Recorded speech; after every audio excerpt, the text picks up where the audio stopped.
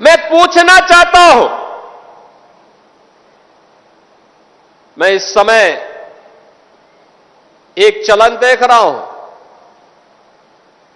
तमाम मौलवी और मौलाना इस समय एक बयान दे रहे हैं, कह रहे हैं गाय को राष्ट्रीय पशु घोषित करो। अबे हमने कहा कि गौ हमारी माता है, जन्म जन्मांतर का नाता है।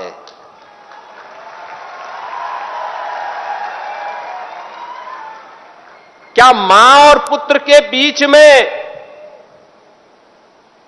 कुछ घोषित करने की आवश्यकता पड़ती है क्या? क्या किसी पुत्र को बताने की आवश्यकता पड़ती है कि तुम्हारी मां है, इसका सम्मान करो? ये हमारे संस्कार हैं।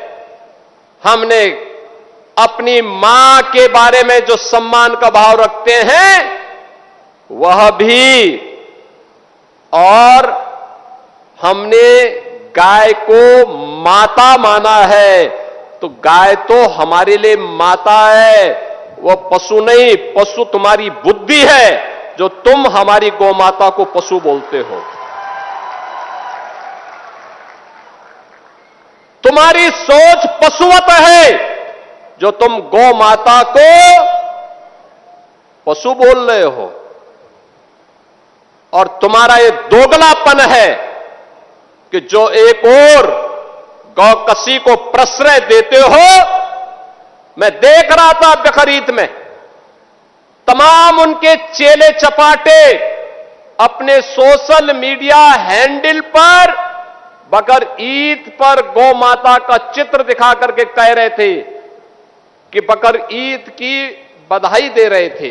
लेकिन मैं उनको बोलना चाहता हूं, यूपी में गौ हत्या का मतलब जान रहे हो ना क्या होगा?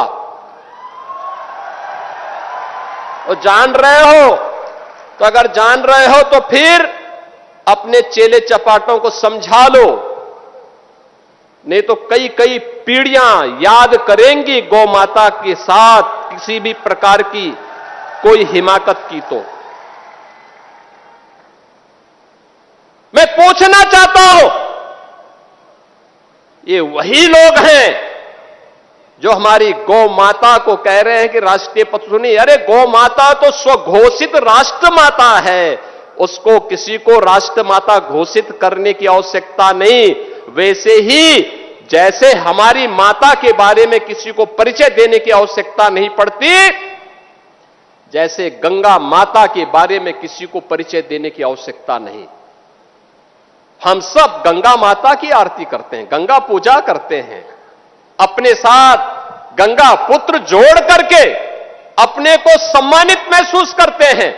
हमारे तीर्थ मां गंगा के तट पर हैं, हमारे सारे संस्कार मां गंगा के तट पर संपन्न होते हैं। क्या कोई हमें बताएगा कि गंगा हमारी माता है? ये स्वतः स्फूर्त घोषित है, किसी आक्रांता को बताने की आवश्यकता नहीं। ये हमारे संस्कार हैं। हमने गौ को माता माना है, हमने गंगा को माता माना है।